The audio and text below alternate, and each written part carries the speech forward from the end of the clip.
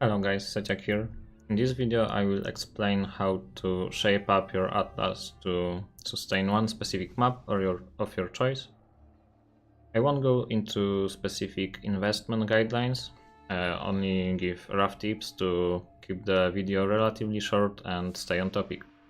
If people will show interest, I can make a in-depth video how I invest in high tier maps.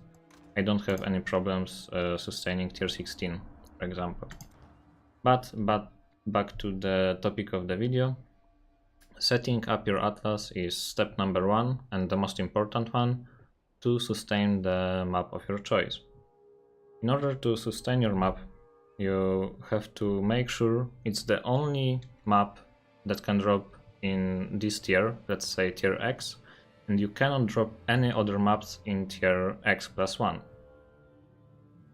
Set it up, you have to use Shaper Orb or Elder Orb either on the map of your choice or maps connected to the map if they are the same tier or one tier higher than the map of your choice. Then you have to remove all other maps from this specific tier, tier X, and all other maps that are tier X plus 1. That's because how map drops work. When you run a map, you can drop all maps that are connected to it and any other map that you have completed on your atlas as long as it stays in drop restrictions. You can drop maps up to the same tier you are currently running from white monsters, up to tier plus 1 from magic and rare monsters, and up to tier plus 2 from bosses. When you do that correctly, every tier X map that drops will be your map, and every tier X plus 1 map that would drop will be downgraded to your map. Other than that, you want as much atlas completion as you can. Basically, the higher the tier of the map that you choose, the more atlas completion you want, but try to aim for at least 100 atlas completion. When you have at least 100 atlas completion, every map that drops is upgraded by one tier as long as it stays in drop restrictions.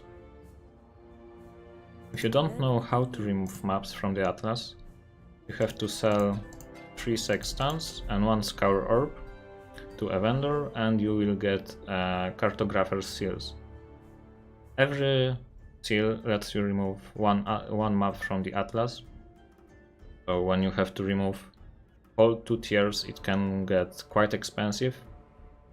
If you know your atlas strategy before you start progressing your atlas, you can save quite some money if you don't complete the maps that you would have to remove later on. Okay, so that's the theory. Now I will give you a few examples to help you understand it. Let's say you would want to farm Asian Wood map. It's not the best map to farm, but it's good for the needs of the video, especially that in the next patch, in the same place on the atlas we will have burial chambers, and a lot of people want to farm that map.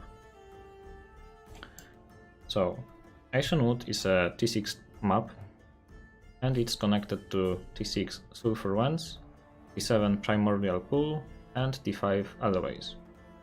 You don't have to worry about alleyways because it's not at the same tier or tier 1 higher as Asian Wood. You have 3 options here. You can use Elder Orb on Asian Wood, and the second option is using a Shaper Orb on Asian Wood, and the third option is using Shaper Orbs on the maps connected to Asian Wood that are the same tier or 1 tier higher. Let's say you want to just Alch and Go on Asian Wood. Remember that with Alch and Go you can only sustain maps up to tier 10, maybe 11, 12. That's why I would choose the third option in this case. I use Shaper Orb on Sulfur Lens and Shaper Orb on Primordial Pool, leaving the Ancient Wood on tier 6. Now, these maps can't drop because their tier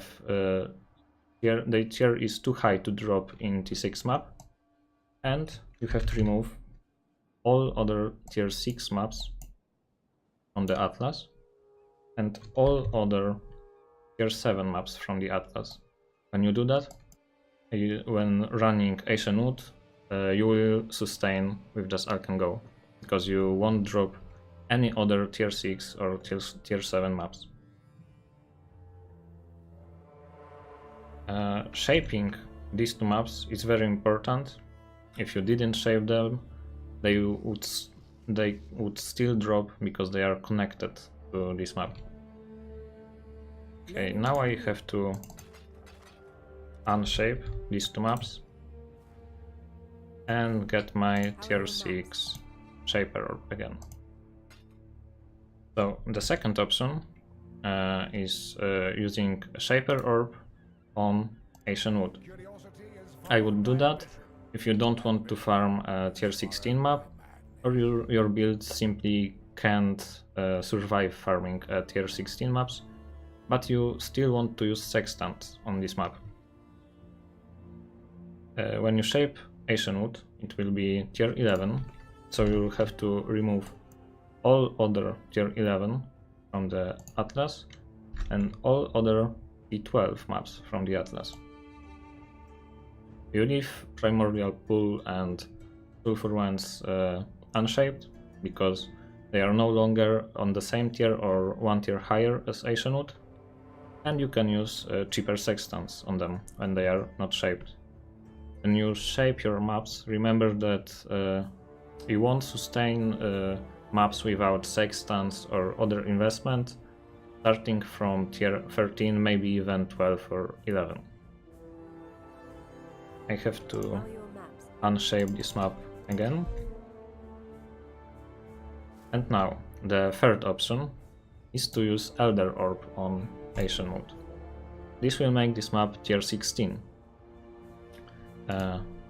In this case, you have to remove the Shaper Guardians, and it's the highest tier, so you don't have to remove any other maps. You don't have to remove Val Temple because it's a separate drop. And remember that you don't have to remove any unique maps. It seems like it's the best choice because it requires the least amount of maps removed from the Atlas. But remember that's the highest tier of maps and they are the hardest to sustain. You have to use sextants, corrupt at least some of your maps, use Zana mods, etc. Also remember that not all maps, especially red maps, are possible to sustain if you don't shape or elder them. For example, there is no way to sustain tier 12 Villa because it's connected to 3 maps that are the same tier or one tier higher, and you only have one Elder Orb. If you would like to sustain Villa, I would have to make it an Elder tier 16 maps. Okay, I think I covered everything you need to know about shaping your Atlas to farm a specific map. If I forgot about something or I explained something not clear enough, let me know in the comments. You can also catch me live at twitch.tv/Seciak. I hope you enjoyed that and learned something. Remember to like the video or leave a good word if you did. Good luck in the next league and see you in the next one.